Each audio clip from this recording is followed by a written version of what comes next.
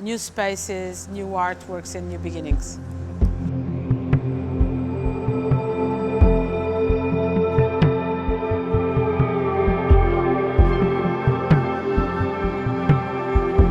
When I came here, I was like very intrigued by the space, and so I thought of, how I could interact the pieces between them so they could create a dialogue on the 3 floors, and they could, in a way, generate this idea of being connected and at the same time being in their own space. So this floor, which is the first floor, the access floor, has this Valkyrie, which is Mambeth, and it's a piece that hangs from the ceiling. And also very unique is the fact that we are surrounded by the walls of the city. The walls are very strong and very present. And it's a very large work that, flies over the space and over the floors. The Valkyrie in the Norwegian tradition are these flying goddesses that fly from the battlefield and bring alive the brave warriors. With one condition, they have to work for the gods in Valhalla. And so the fact that these are, brave and warriors, this is the opposite. These are soft and nice Valkyries. They don't need to be so militarized as the original tradition.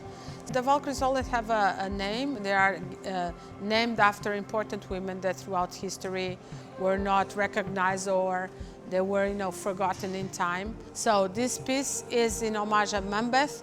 Mambeth is Elizabeth Freeman that in 1781 sued the American government for her freedom, and she's the first slave to be free in the United States. So it's a piece that is very colorful with the African fabrics. It looks like a plant, it looks like an animal, it looks like a sea creature, whatever you want to think about. But the idea is to create this very naturalistic and organic presence that will give you this instinct of going back to the roots, going back to Africa, going back to the beginning of times.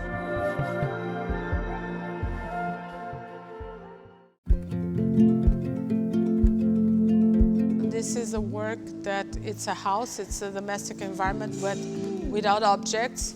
It's just the walls and the fabrics that are related to every specific room of the house. So here we see the bathroom and we can see all, the floor and all the carpets that from the bathroom, or in the kids' room, you can see all the paper on the wall and all the materials related to the kids' room. So without objects and without any explanation, you feel the ambience and you're transcending the normal way of the domestic environment.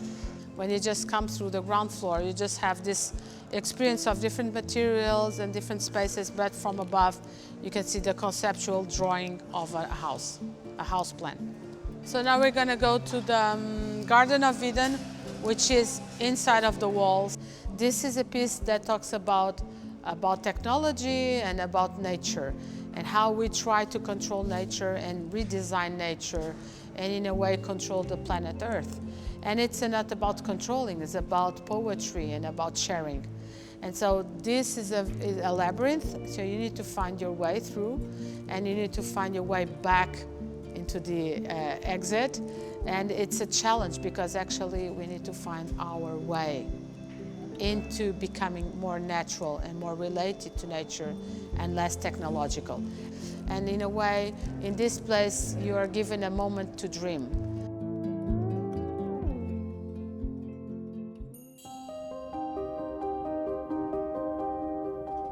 The Tree of Life is made from 140,000 leaves embroidered by hand, and all the bits you can see on the trunk and on the roots were also done by hand and knitted by hand and embroidered by hand.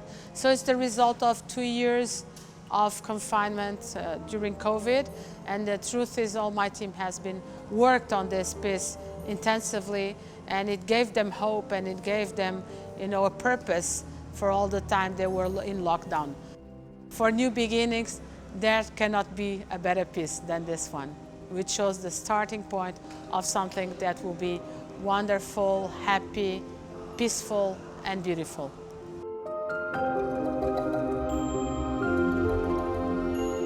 being among these walls, which are historical walls, and being connected in Malta with all the ancient temples, I feel that we are opening a temple for culture, a temple for beauty, which was the beginning of times also in Malta.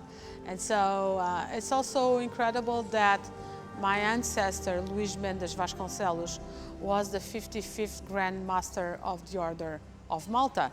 And so in a way, I am connected to him by family. And I feel that in a way I have an historical background and a family background connecting me with Malta. So it's very interesting to be here and being part of this history and being part of this super spectacular place on Earth.